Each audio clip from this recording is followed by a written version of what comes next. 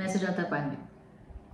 आज हम बात करेंगे कि योगी गवर्नमेंट की जो वापसी हुई है, जो योगी सरकार की वापसी हुई है एक अप्रत्याशित जीत के साथ, और साथ ही साथ उन सारे मिथकों को तोड़ते हुए कि कभी भी कोई इनकम्बेंट गवर्नमेंट वापस नहीं आती है। 3 दशकों में शायद ये पहली बार है जब एक इनकम्बेंट गवर्नमेंट फिर से वापस सरकार बनाने जा रही है, और प्रचंड बहुमत के साथ में, और साथ ही साथ उन सारे जिलों में, उन सारे कॉन्स्टिट्यूएंसीज में, उन सारे फेजेस में जहाँ पे ये कहा गया था कि पहले फेज़ में आपको ये सुनने को मिला था कि जाट नाराज है, दूसरे फेज़ में सुनने को मिला था कि मुसलमान नाराज है, तीसरे फेज़ में यादव नाराज थे, चौथे फेज़ में ब्राह्मण नाराज थे, नेवला जी नाराज थे, पांचवें फेज़ में जो दूसरे हैं वो नाराज़ थे, तो छोटी जातियाँ नाराज़ थी, सातवें फेज़ में सभी के युवा नाराज़ थे। तो ये सारे जो नाराज़गी है वो कहीं भी जो इलेक्शन का रिज़ल्ट आया है उसमें नहीं दिखा। तो ऐसे क्या कारण थे जो ऐसी एक प्रचंड बहुमत की सरकार वापस आई है, जबकि इस सरकार के दौरान जो भी गलत होना था वो हो गया। What ever could go wrong went wrong. चाहे वो आप कोविड ले लीजिए जिसमें 2 साल ख़त्म हो गए सरकार के, जिस तरह से हेल्थ इंफ्रास्ट्रक्चर क्रम्बल हुआ, क्योंकि उसको सोच के कभी हमारे देश में व्यवस्थाएं की ही नहीं जाती हैं। तो एक अप्रत्याशित चीज़ हुई, एक महामारी फैली और उसमें कोहराम मच गया। आपको हाथरस हुआ, उन्नाव हुआ, क्या क्या हुआ, प्रोपेगेंडा हुआ, आप लखीमपुर हुआ, जो ये किसान का आंदोलन था वो हुआ, और इस सब हर बार ये सुनने को मिला कि योगी गवर्नमेंट जो है वो कभी वापस नहीं आ सकती है, क्योंकि इसके खिलाफ सारे फैक्टर्स है। महंगाई है, बेरोजगारी है, पलायन है, हिंदू मुस्लिम है, सांप्रदायिकता है, हिजाब है, आप नाम लीजिए, और वो सारे जो मुद्दे थे वो इस यूपी इलेक्शन में देखने को मिले। तो लेकिन ऐसा क्या हुआ जो ये सारे मुद्दे बिल्कुल धरातल पे जब वोटर वोट देने गया तो उसके दिमाग में ये मुद्दे नहीं आए। तो पहला जो मुद्दा, सबसे पहले जो मैं बहुत पहले से कहती रही हूँ कि एक होता है चुनाव जो मीडिया आपको दिखाना चाहती है, एक होता है चुनाव जो वोटर के हिसाब से देखा जाता है, और कि उसके लिए क्या क्या मायने रखते हैं, कौन से ऐसे मुद्दे हैं जो उसके लिए मायने रखते हैं, और वो किन मुद्दों को लेके अपनी सरकार चुनते हैं, अपनी प्रत्याशी चुनता है। तो पहले फेज़ से लेके, जो मैंने आपको कहा था कि फर्स्ट फेज़ में ही मैं बहुत कॉन्फिडेंट थी, क्योंकि मेरी जो टीम है वो ग्राउंड पे गई और उसने लोगों से बात की।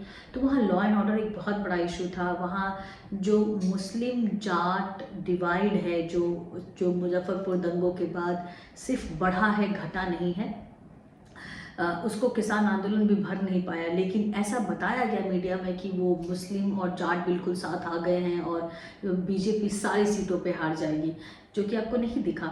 और साथ ही एक बहुत बड़ा फैक्टर ये भी है कि जाट जो है पूरे उत्तर प्रदेश का सिर्फ 1.5 या 2% है पॉपुलेशन, और उसकी जो इन्फ्लुएंस वाली सीट है वो भी 25 या 26 सीटें हैं, तो सारे के सारे सीट्स नहीं थे।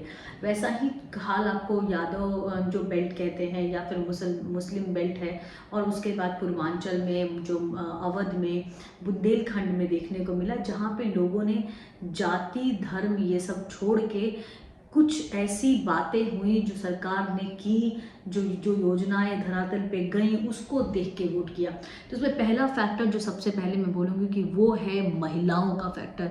वो महिलाएं जो बोलती नहीं है ज़्यादा, वो साइलेंट वोटर होती हैं, लेकिन उन्होंने जब वोट दिया तो उन्होंने ये सोच के वोट दिया कि ये सरकार के होने से हमारी ज़िंदगी कैसे बेहतर हो रही है। एक पहला उनको लाभार्थी का वो सोच के दिया, क्योंकि उनको राशन मिला हर इस कोरोना काल में भी, जहाँ पे भुखमरी की नौबत आ सकती थी, वैसा नहीं हुआ। 2 बार का राशन मिला, और राशन की गुणवत्ता भी काफ़ी अच्छी थी। ऐसा नहीं था कि बिल्कुल उसमें चावल में कीड़े लगे हों और गेहूँ सड़ा हुआ हो और तेल खराब हो, ऐसा नहीं था। चावल की गुणवत्ता, जो खाने का सामान था उसको गुणवत्ता बहुत अच्छी थी। तो ये हुआ।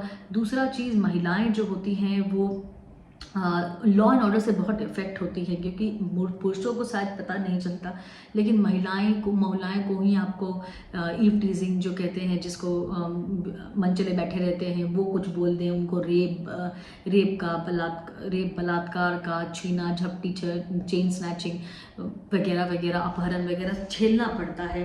रात में जा नहीं सकते हैं, बाहर, घर से बाहर एक टाइम के बाद निकल नहीं सकते। तो ये सारी चीज़ें महिलाओं को बहुत इफ़ेक्ट करती हैं। और जिस तरह से लॉ एंड ऑर्डर सुधरा योगी के कार्यकाल में, वो महिलाओं को बिल्कुल उसको अफेक्ट हुआ, उनके लाइफ को, उनकी दिनचर्या को अफेक्ट हुआ, उनके बच्चों को, उनके बेटियों को संरक्षण लगा। तो उसके वो भी एक बहुत बड़ा फैक्टर था जिसने महिलाओं ने सोच के योगी को वोट किया। जो तीसरा फैक्टर मुझे लगता है कि ये सारी जो जो स्कीम्स थी, जैसे कि आपको टॉयलेट बनना हो गया, अपना घर बनना हो गया, छत बनने के लिए भी पैसे मिले, डायरेक्ट बेनिफिट जो हुआ वो महिलाओं के खाते में आई। जो देखिए, एक चीज़ तो बहुत साफ है कि योगी और मोदी के राज्य में जितनी भी कल्याणकारी योजनाएं बनी, उसका केंद्र बिंदु मर्द नहीं थे, महिलाएं थी। और ये शायद भारत की राजनीति में पहली बार ऐसा हो रहा था। तो आप कोई भी योजना उठा लीजिए, उसके केंद्र में एक महिला है, उसका वो जो पैसा आएगा सरकार से, वो महिला के अकाउंट में आएगा, वो उसके नाम से खुलेगा। उज्ज्वला में गैस भी महिला के नाम पे है, जो घर बनते हैं वो भी महिलाओं के नाम पे बनते हैं। तो उनको एक सोशल सिक्योरिटी, एक सोशल ब्लैंकेट मिला, जो कभी उन्होंने महसूस नहीं किया था, पर उसकी ज़रूरत हमेशा महसूस की थी। टॉयलेट कोई सामान्य चीज़ नहीं। आप ये सोचिए कि 75 साल के आज़ादी के बाद एक पहली सरकार आई जिसको ये रियलाइज़ हुआ, चाहे आप कह लें कि वो वोट बैंक की राजनीति हो, क्या हो, उससे कोई फ़र्क नहीं पड़ता, वोट बैंक राजनीति सभी करते हैं। पर पहली एक ऐसी सरकार है जिसने ये सोचा कि महिलाओं को टॉयलेट की घर में होने का कितना महत्व है। क्योंकि मर्दों को नहीं, पर मर्द तो सुबह खेतों में जाते हैं या सुबह में चले जाते हैं, कभी भी जाते हैं, उनके लिए कोई ऐसी पाबंदी नहीं होती।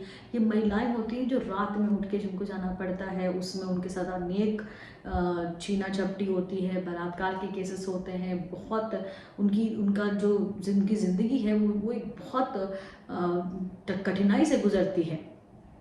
तो ये हुआ। फिर उसके बाद एक ऐसी सरकार आई जिसने पहली बार सोचा कि महिलाएं चूल्हा ना फूंके, उससे अस्थमा होता है, उससे अनेक तरह की बीमारियां होती हैं, उससे शरीर खराब होता है, सांस लेने में तकलीफ हो जाती है, वगैरह वगैरह। तो उज्ज्वला गैस योजना दी। हालांकि अब आप कहेंगे कि महंगाई है, तो महंगाई पे भी आऊँगी, लेकिन अभी पहले हम योजनाओं की बात करते हैं। जो ये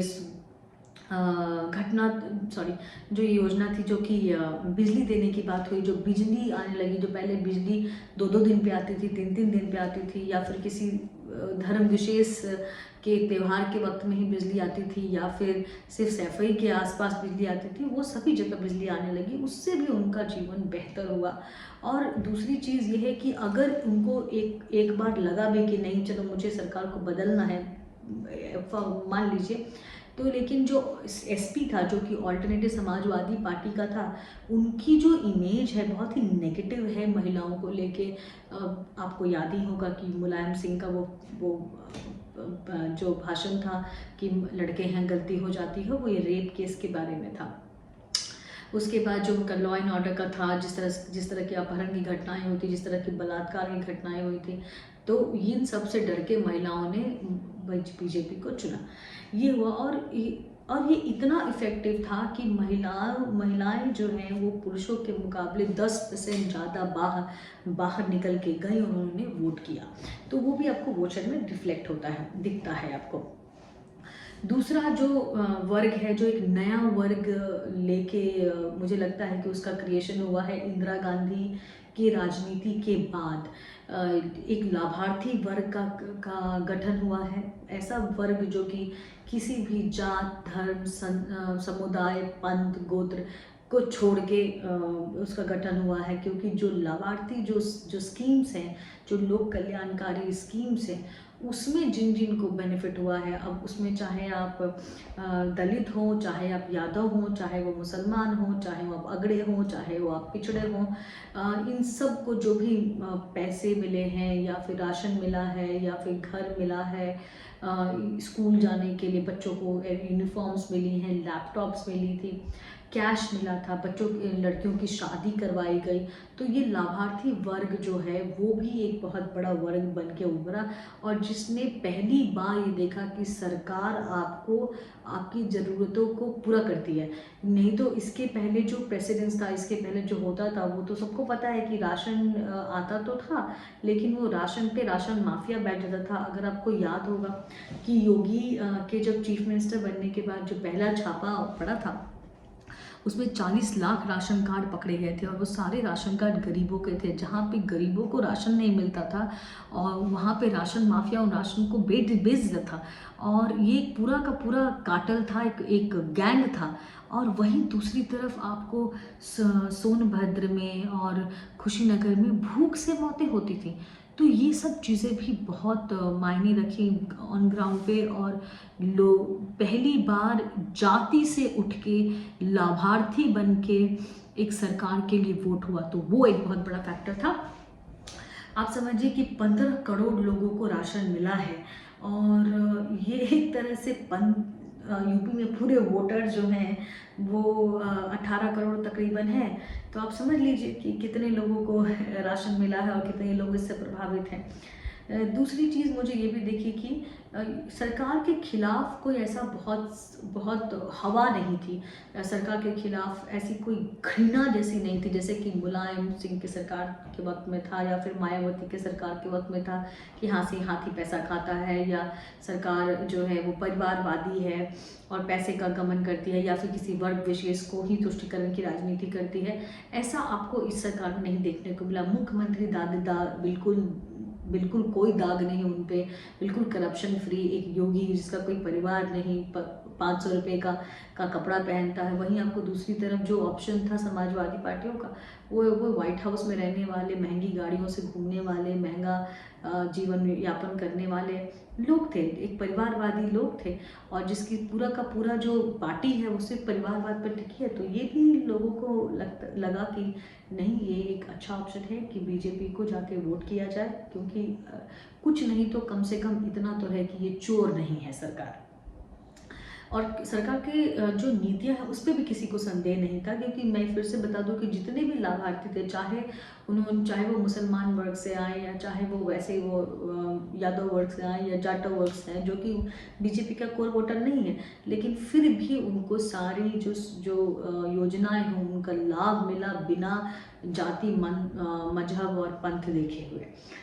तो ये तीसरी चीज़ हो गई। चौथी चीज़ ये हो गई कि अखिलेश के जीतने के लिए उनको सिर्फ अपने कोर वोटर उनका मुसलमान और यादव था, उसको ही समेट के नहीं रखना था, उसको ही बांध के नहीं रखना था। उनको सेंध लगानी थी बीएसपी के वोट बैंक में, जो कि आपको 60% तक जाटव होता है, और 40% अपर कास्ट का भी वोट होता है, दूसरे कास्ट का भी मिला के, दूसरे दलित का भी मिला के। और उनको सेंध लगानी थी बीजेपी के भी जो हिंदुत्व जो अपर कास्ट वाला है उस वोट में, या फिर जो एक पूरा सोशल इंजीनियरिंग करके एक पूरा गुलदस्ता बनाया गया है नॉन यादव और नॉन जाटव का, दलितों का, तो उस पर भी सेंध लगानी थी। वो नहीं हो सका क्योंकि लाभार्थी वहाँ पे स्कीम बहुत काम आई, महिलाएं जो हैं वहाँ पे वो निकल गई, तो वो काम हुआ नहीं। और इसीलिए अखिलेश को आपको दिख तो रहा है कि उनका जो वोट परसेंटेज है तकरीबन 10% बढ़ा है, 26 से 36 हुआ है। तो वो ज़रूर हुआ है क्योंकि पूरा एक मुश्त वोट पड़ा है उनको मुसलमान और यादवों का। और लेकिन वो जो छोटी जातियाँ थीं जिनके नेता तो उनके पास आ गए, राजभर आ गए, मौर्य आ गए, सैनी आ गए, लेकिन चौहान आ गए, लेकिन जो लोग हैं उस जाति के, उस समुदाय के, वो बीजेपी के साथ ही रहे। तो ये एक बहुत बड़ा फैक्टर हो गया। और आप देखेंगे कि जो ये कयास लगाए जा रहे थे कि ये नेताओं के जाने से पूरा समीकरण बिगड़ जाएगा, बीजेपी का सोशल इंजीनियरिंग बिगड़ जाएगा और उसको एक भारी हार का सामना करना पड़ सकता है, क्योंकि इसमें महंगाई भी थी, इसमें बेरोजगारी भी थी, इसमें बहुत सारी कोविड मिसमैनेजमेंट की भी बातें थी, इसमें लॉ एंड ऑर्डर की भी बातें थी। तो वो ठाकुरवाद वाली भी बातें थी, तो वो कुछ भी काम नहीं किया, क्योंकि लाभार्थी मेरे हिसाब से और ये महिला वोटर ने उन सब को बिल्कुल पीछे छोड़ दिया। और एक और बहुत इम्पॉर्टेंट चीज़ जो मुझे लगती है और वो ये है कि आज तक हम दलितों को सिर्फ शोषित और कुंठित और एक क्लास स्ट्रगल के रूप में देखते रहे हैं, जहाँ पे उनको लड़ना पड़ता है, और उनको एक ऐसे वर्क के रूप में देखते हैं जहाँ पे वो सिर्फ स्कीम दे के उनको अपने तरफ किया जा सकता है। मुझे लगता है कि इस बार जो दलित है वो भी, उसने भी बीजेपी का डेवलपमेंट पॉलिटिक्स में उसको बाय किया, और साथ ही साथ उसने जो नेशनलिज्म पे भी वोट दिया। उसको भी लगा कि एक ऐसी पार्टी जिसके तार शायद आतंकवादियों से जुड़े हों, या फिर जो दंगाइयों को बचाती हो, या फिर जो एक समुदाय विशेष के अपीजमेंट के लिए जानी जाती रही हो, वही उसका कोर वोट है जो जिन्ना और शमशान करती हो। तो ऐसे वोटों से बचा जाए, ऐसे पार्टियों से बचा जाए, माफ़ कीजिएगा। और उन्होंने जाके बीजेपी के साथ वोट दिया। तो बीएसपी का वोट तो किसका, वो थोड़ा बहुत अखिलेश की तरफ गया, बड़े बड़ा तबका जो है वो बीजेपी के साथ आके जुड़ गया।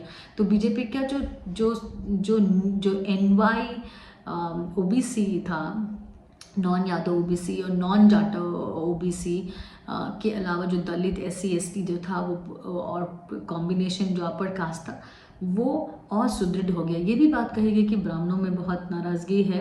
ये बात सच है कि ब्राह्मणों में नाराज़गी थी, पर ब्राह्मण जो है वो समाज का प्रबुद्ध वर्ग है। वो सिर्फ अपने बारे में नहीं सोचता। मैं ये नहीं कह रही हूँ कि दूसरे समुदाय जो है वो अपने बारे में सोचती हैं, पर ब्राह्मण जो है उसमें देने की बहुत क्षमता होती है। क्योंकि आप देखेंगे जैसे ब्राह्मण रहते थे तो वो हमेशा से दूसरों पे निर्भर थे। उन्होंने कभी संपत्ति का संचय नहीं किया, वो कभी राजा नहीं बने, जबकि उनके हाथ में राज्य को डायरेक्शन देने का, दिशा देने की पावर थी। पर फिर भी ऐसा नहीं हुआ, उन्होंने हमेशा धर्म को चुना। और बीजेपी ने जैसे ही ये काशी विश्वनाथ का कॉरिडोर की बात हुई, या फिर ये राम मंदिर की बात हुई, इन सब चीज़ों से ब्राह्मण बहुत प्रभावित रहा, और उसको लगा कि जो धर्म के साथ है वो उसके साथ है। हालांकि ये बात भी सच है कि ब्राह्मणों का आज के परिप्रेक्ष्य में, आज के समाज में और आज की राजनीति में एक ब्राह्मण जो नेता है उसकी कमी ज़रूर खलती है, और जो आपको किसी भी पार्टी में दिखाई नहीं देती। उसके कारण साफ है, क्योंकि जो नंबर्स हैं ब्राह्मणों के वो कम हैं, और वो संगठित नहीं हैं, और इसीलिए कोई पार्टी अभी तक ध्यान नहीं देती। हालांकि मुझे लगता है कि वो ज़रूर चेंज होगा। लेकिन ये सारी 3 फैक्टर्स थे, 3 चीज़ें थी जो बीजेपी के प्रचंड बहुमत में आने का, योगी के सत्ता में वापसी करने का, और तमाम कयासों के बावजूद, तमाम नेगेटिव प्रोपेगेंडा के बावजूद बीजेपी सत्ता में यूपी में वापस आई है। और आज एक अच्छा दिन है, और ये लोकतंत्र के लिए एक बड़ा दिन है, और जनता का जो भी फैसला होता है वो सरमाथे पे होता है। और मुझे लगता है ये एक बहुत अच्छा फैसला है जनता का, जहाँ पे उसने परिवारवाद, गुंडावाद, तमंचावादी को छोड़ के एक विकास की राजनीति को चुना है। हालांकि मेरी ये एक ज़रूर मंशा रहेगी कि विकास में सिर्फ हम ये ना सोचें कि इलेक्टोरल जो हमको वोट दे के सत्ता में ला सकता है सिर्फ उसका विकास करें। मुझे लगता है कि इकोनॉमिकली बैकवर्ड फॉरवर्ड कास्ट का विकास होना भी बहुत ज़रूरी है। ब्राह्मण उसमें एक बहुत बड़ा तबका है जिसको नज़रअंदाज किया जा रहा है आज के राजनीति में, जिस पे चर्चा होनी ज़रूरी है। लेकिन तब तक के लिए यही है आज के यूपी का हाल। और बाबा इज़ बैक, भगवाधारी वापस आ गए हैं। और देखिए आगे आगे यूपी किन ऊंचाइयों को छूता है।